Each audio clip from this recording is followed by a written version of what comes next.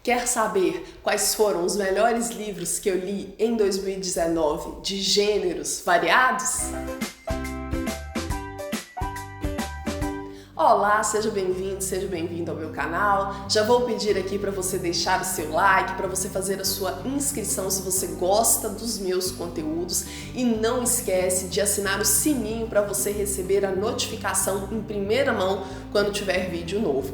Este é o vídeo 3 de uma sequência de vídeos em que eu falei sobre as minhas melhores leituras de 2019. Então, se você quer saber quais foram as minhas melhores leituras de desenvolvimento pessoal, assiste o vídeo 1. Se você quer saber as minhas indicações, as minhas melhores leituras de romances românticos e de suspenses, assista ao vídeo 2. E para fechar, conforme eu prometi para vocês, eu vou falar sobre outros livros maravilhosos que eu li em 2019 de gêneros variados, para que você possa aí, de repente, se você tiver curiosidade, ler algum desses livros ou mesmo me indicar de volta livros que você leu da mesma categoria.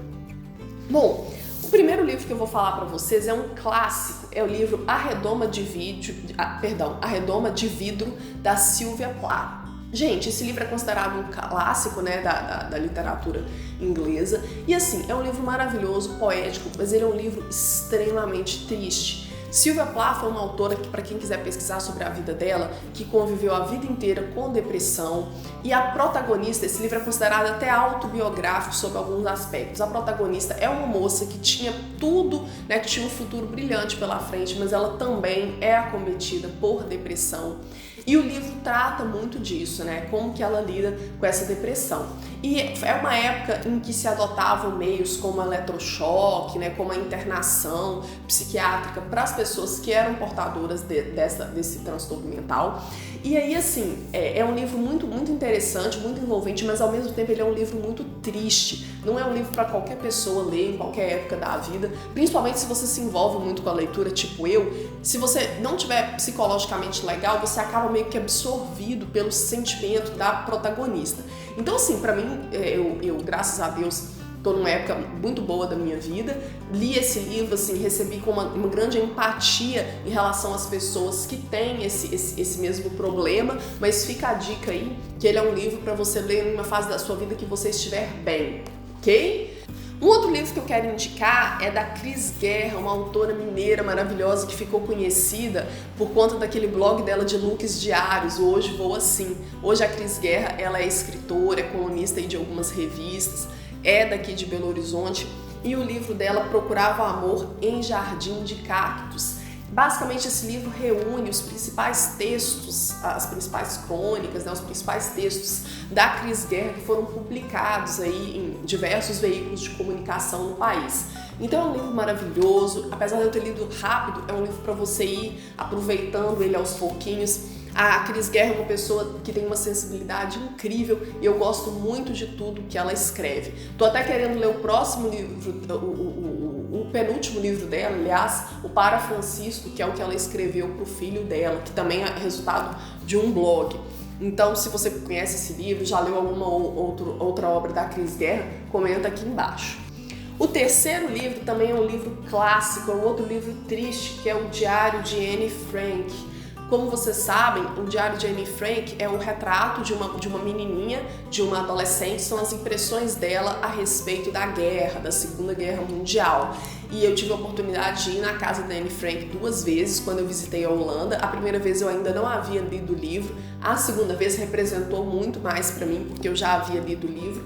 Então, assim, é um livro fácil de ler, porque é um diário, né, escrito por uma garota, mas ao mesmo tempo ele é um livro muito triste, que te faz refletir a respeito do Holocausto, né, a respeito das atrocidades que foram cometidas na Segunda Guerra Mundial. Mas é um livro clássico, é uma daquelas leituras obrigatórias, e se você ainda não leu, ainda não fez essa leitura, eu realmente recomendo que você pesquise a respeito da Anne Frank e leia, que eu não sei como que eu demorei tantos anos da minha vida para poder ler esta preciosidade. Um outro livro que eu li, agora na categoria de biografias, eu até pretendo ver se eu leio mais alguma biografia agora em 2020, em 2019 foi só essa que eu li, que é Maurício, a história que não está no gibi. Gente, eu sou super fã do Maurício de Souza, super fã do universo da Turma da Mônica. Eu acho que eu adquiri o gosto pela leitura por meio dos gibis da Magali, né? Tenho uma identificação com a Magali. E esse livro é um livro todo ilustrado, com uma série de fotos, tem desenhos da primeira versão da Mônica que ele desenvolveu, e ele conta sobre os erros dele, né, porque muitos erros foram cometidos ao longo de uma trajetória, de uma carreira tão brilhante, trata outros tantos acertos que ele cometeu. Então assim, eu achei o livro maravilhoso, sou uma grande fã do Maurício de Souza, e para quem curte biografias eu recomendo este para vocês. Até para esse vídeo não ficar muito longo, temos aqui mais um clássico, que é o Frankenstein, da Mary Shelley. Eu vi o filme sobre a vida da Mary Shelley na Netflix, se você tem Netflix, assista.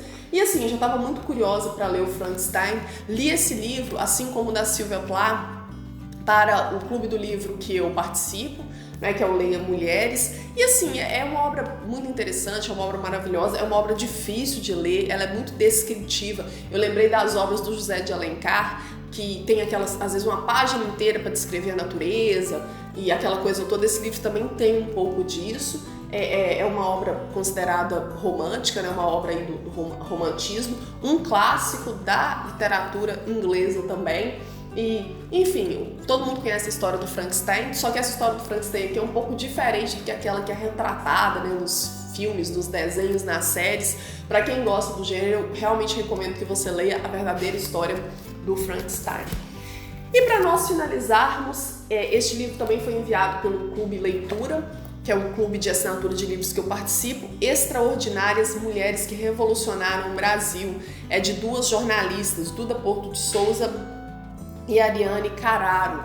Gente, esse livro basicamente ele reúne as principais mulheres do Brasil que tiveram um contexto importante que tiveram uma atuação importante no nosso contexto histórico.